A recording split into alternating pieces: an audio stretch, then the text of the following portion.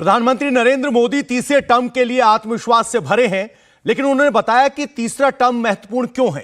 प्रधानमंत्री नरेंद्र मोदी सत्ता भोगने के लिए नहीं, फिर से सरकार बनाने की बात नहीं कर रहे, बल्कि करोड़ों लोगों के भविष्य को संवारने के लिए सरकार में रहना चाहते हैं।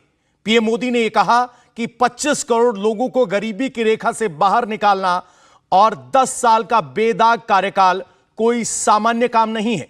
बावजूद इसके अभी भी कई काम अधूरे हैं। हम राजनीति करने नहीं, बल्कि राष्ट्र नीति के लिए निकले हैं।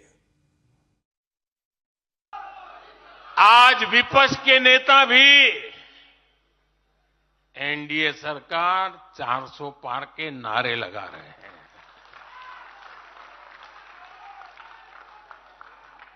और एनडीए को 400 पार कराने के लिए भाजपा को 370 का माइलस्टोन पार करना ही होगा।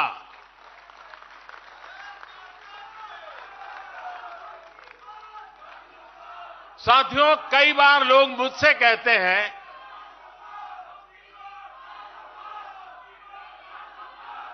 मुझे कहते रहते कि अरे मोदी जी, आपने इतना तो सब कुछ क्या कर लिया, जो बड़े बड़े संकल्प आपने लिए वो तो पूरे कर लिए, अब क्यों इतनी भागदौड़ करनी।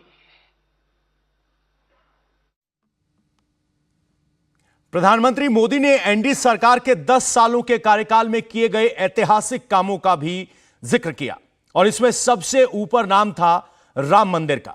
पीएम मोदी ने धारा 370 को हटाने से लेकर वन रैंक वन पेंशन, नारी शक्ति वंदन अधिनियम के साथ कई कामों का जिक्र किया, जो लैंडमार्क काम रहे, जिनके नाम पर प्रधानमंत्री नरेंद्र मोदी चाहते हैं कि कार्यकर्ता जनता के बीच जाएं।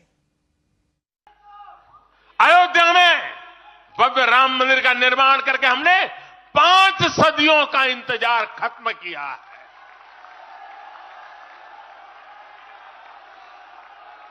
गुजरात के पावागढ़ में 500 साल बाद धर्म ध्वजा फहराई गई है। 7 दशक बाद हमने करतारपुर साहिब राहदारी खोली है। 7 दशक के इंतजार बाद देश को आर्टिकल 370 से मुक्ति मिली है। लगभग 6 दशक बाद राजपथ कर्तव्य पथ के नए स्वरूप में सामने आया है। 4 दशक बाद आखिरकार वन रैंक वन पेंशन की मांग पूरी हुई है। 3 दशक बाद आखिरकार देश को नई राष्ट्रीय शिक्षा नीति मिली है।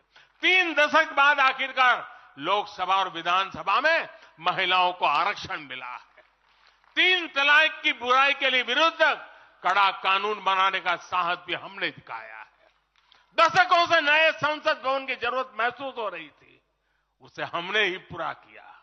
यह प्रत्येक भाजपा कार्यकर्ता का सौभाग्य है, वैसी अनेक सिद्धियों का निमित्त बन सके। साथियों, कोई भी देश हो, वो अपना भविष्य तभी संवार सकता है जब वह अपने इतिहास को सहज कर रखता है। बीते वर्षों में भारत ने अपने इतिहास को सहेजा भी है, संवारा भी है।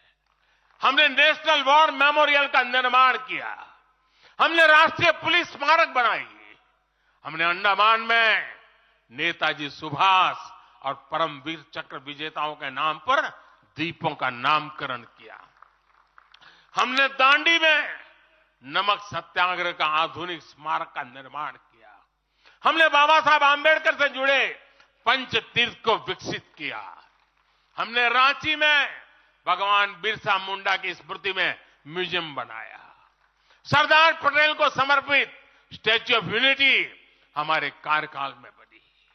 31 अक्टूबर को राष्ट्रीय एकता दिवस हमारी सरकार ने घोषित किया। 15 नवंबर को जनजातीय गौरव दिवस के रूप में घोषित करने का अवसर हमें मिला।